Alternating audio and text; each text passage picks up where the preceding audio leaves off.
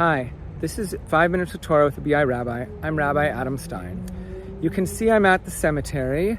It's the Shaarei Tzedek Cemetery, and a beautiful memorial to those who were in the Canadian Armed Forces. And also behind me, you can see the train that interrupts the speaker every few minutes when we're at a funeral here.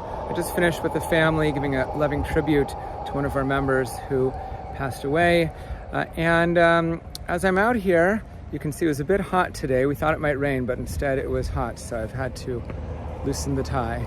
But whenever I'm out here, I think of those who have gone, those who have lived their lives, and we now remember them.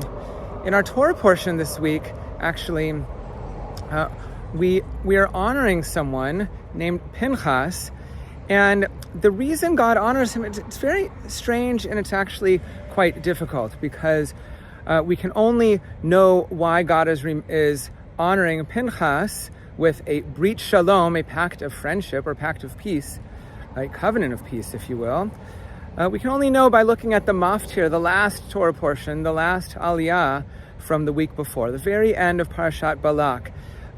We finished with Bilam, the sorcerer who's supposed to curse us, but he blesses us instead. He goes back to his place. Balak goes back to his place. Bilam and Balak are where they belong.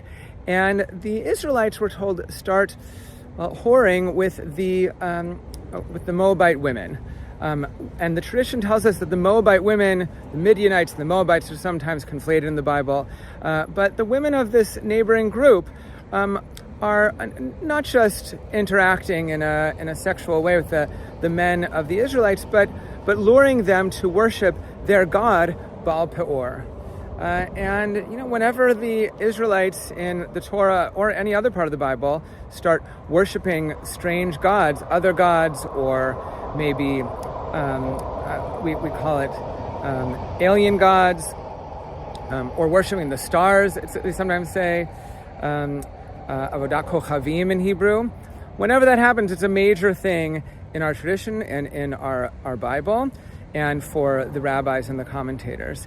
And in this case, this very short story at the end of last week's Torah portions, it's really jarring. A guy named Pinchas from the Levitical tribe, he sort of parades his girlfriend around. He has a, I think, Moabite girlfriend, who's he's in some sort of relationship with her. And not just that he parades her around, but he brings her, they sort of walk hand in hand, you might say, right in front of Moses and the elders of the community, who are sitting from the tent of meeting, and they're sitting there wailing and sobbing because of a plague had come upon them from God to punish them for the worship of this other god, Baal Peor. So right as they're sitting there wailing, this guy comes with his Moabite or Midianite, actually, girlfriend, maybe who was sort of seducing him into idol worship. Now, I have to say, I often react strongly to this because it seems like, I got to tell you, what Pinchas does is he jumps up and stabs them and kills them. It's not so nice. It's yucky. And my reaction to this often is that that's not how we treat other people. That's not how we should be so zealous. That's certainly not how in the year 2020 something or 20 anything we should be treating people who have maybe a relationship we disapprove of, as Pinchas obviously does, or an intercultural or interreligious relationship. This is not how we treat interfaith relationships at all. He's so zealous. The Talmud even says that if Pinchas had asked permission to do this from rabbinical court, they would have prevented him from doing it. They said, you should not do this, and you are not justified. But God gives him a pact of peace.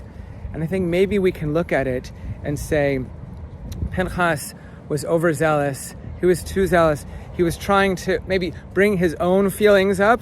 Turns out the Talmud, the rabbinic tradition, says that he had been teased by the other tribes because his mother was from Yitro's tribe, the Midianites. So now he's working out his own anger against other people. I think we can learn from this that we shouldn't take out our anger on others, especially when it's undeserved. And we should treat all people, no matter who they are, with love and respect. Shabbat Shalom.